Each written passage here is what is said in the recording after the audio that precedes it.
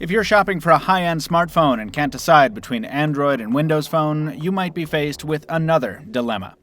LG G2 versus Nokia Lumia 1020. I'm Michael Fisher, this is Pocketnow, and we're here to help you with this decision. And now, for most of you, the most compelling portion of this comparison is probably the camera section, but as always, we want to cover the differences between these devices as thoroughly as possible, so let's kick it off with hardware. These phones don't just look like they come from different manufacturers, they almost seem to come from different planets, and it's not just because of the fanciful yellow shade of our Lumia 1020 here. Nothing is the same. Nokia's sharp-cornered matte polycarbonate plays host to a 4.5-inch display with sizable bezels and the biggest camera hump the smartphone world has ever seen. By contrast, LG's gentle curves and glossy plastic finish suggest a much more typical modern device, while its ultra-thin bezels and 5.2-inch display work together with its curious rear-mounted volume and power keys to make it stand out just a little bit. And though the 13-megapixel camera features optical image stabilization, just like on the 41-megapixel Nokia device, the optics module is svelte enough to fit entirely within the casing, with no bulge on the back, meaning the G2 sits firmly on a tabletop, while the 1020 kind of wobbles around. So the Lumia is thicker, heavier, and more ungainly than the G2, but the resulting cocktail is more substantial. Its polycarbonate and aluminum feels better than the G2's slick plastic, even if it is slightly top-heavy and harder to hold. Once you turn on those displays, either with a button or with the double tap to wake feature present on each, you're instantly shown what device to buy if you're a screen freak. While the Lumia's 1280 by 768 AMOLED panel is beautiful in its own right, it's crushed in size, resolution, and screen-to-phone size ratio by the IPS display on the G2. LG's panel might not achieve the deep blacks of the Nokia display, but its 1080p resolution means it packs almost 100 more pixels per inch than the Lumia's. Is that noticeable in day-to-day use? Only if you're constantly reading Kindle books 6 inches from your eyeballs, but coupled with the added size and the more authentic color reproduction, particularly in white tones, the added resolution makes the G2 stand out quite a bit. It's the clear winner between the two. On the spec front, that victory is only compounded. The G2 is a product of an Android ecosystem obsessed with raw power, and the brand new quad-core Snapdragon 800 SoC that powers it is worlds ahead of the dual-core Snapdragon S4 running the Lumia.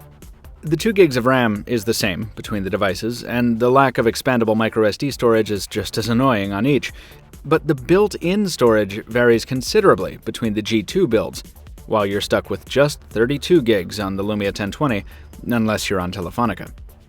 The G2 also builds in support for bonuses like Mirasol and an IR transmitter, as well as AC support in its Wi-Fi radio, and its embedded battery, while just as non-removable as the one on the 1020, is also 50% larger. Now, one might say that a lot of those overpowered specs on the G2 are the bare minimum required to smoothly run an operating system as heavy as a manufacturer-skinned version of Android. Whether that's true or not, it's pretty obvious as you flip through the screens of each of these devices that the Android phone is for those who value feature density and an absurd degree of customizability. Everything on the G2 can be customized, from button positions to home and lock screen animations, and there are no fewer than 3 distinct ways to run multiple apps at the same time. There are widgets on the home screen, widgets on the lock screen, and even widgets in the notification tray. The G2 is a tweaker's paradise.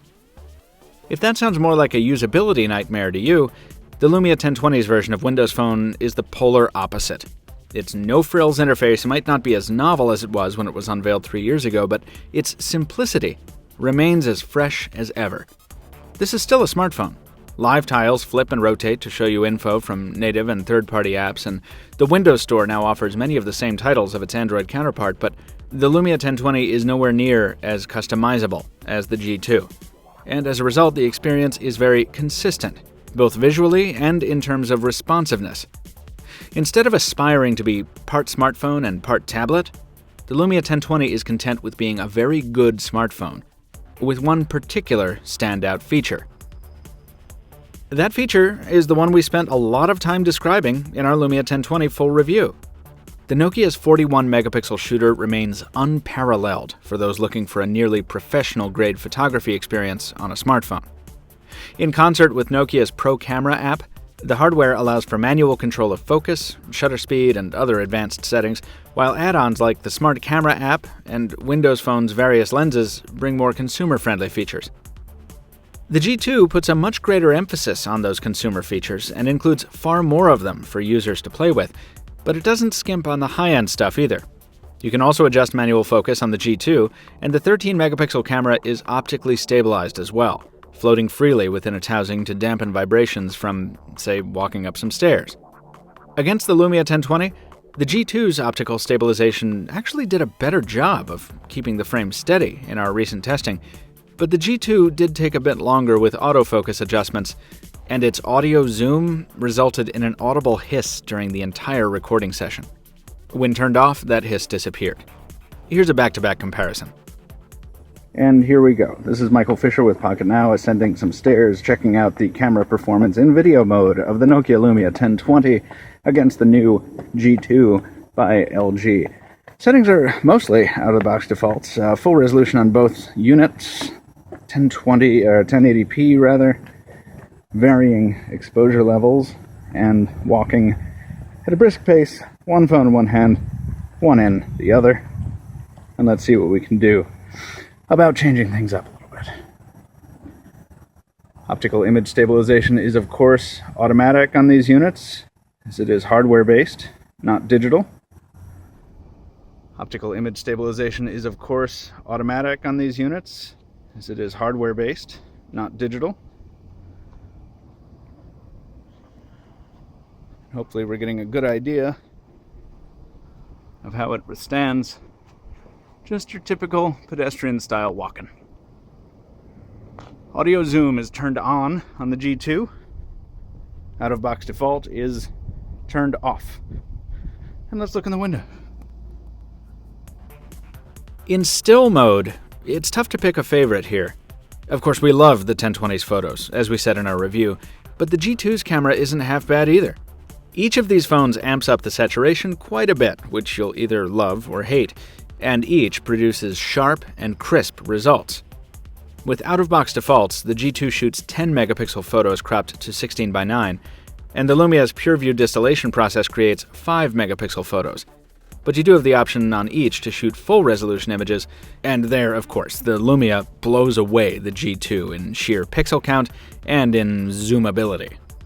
The Nokia phone also tends to generate more authentic images in low light, or in photos with areas of both high and low brightness. But for normal, day-to-day photography, each of these cameras delivers photos to be proud of.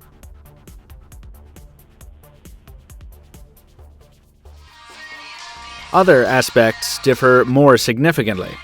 The speakers on each of these phones are bottom-mounted, but the Lumias are far more powerful, seeming almost twice as loud as the G2's when playing tracks on Spotify. The sound is more similar over headphones. While the Lumia's Dolby effects give tracks a slightly richer sound, both phones are perfectly adept media players from an audio standpoint. Voice calling is close to even as well, at least here on AT&T's network in Boston. Callers said they preferred the sound of our voice on the G2, but said we sounded just okay on both phones. On our end, we preferred the less clumsy feeling of the G2 for chatting, and the rear-mounted volume keys actually were pretty comfortable once we got used to them. We have a feeling we'd be able to carry on a conversation much longer on the G2 as well. The 3000 mAh battery isn't just big on the spec sheet, it provides some fantastic endurance in the real world, easily surpassing the 1020 in staying power. By calling it the simpler choice, we don't mean to suggest that the Lumia is any kind of junior smartphone. It's a very capable device running a very smooth and reliable platform.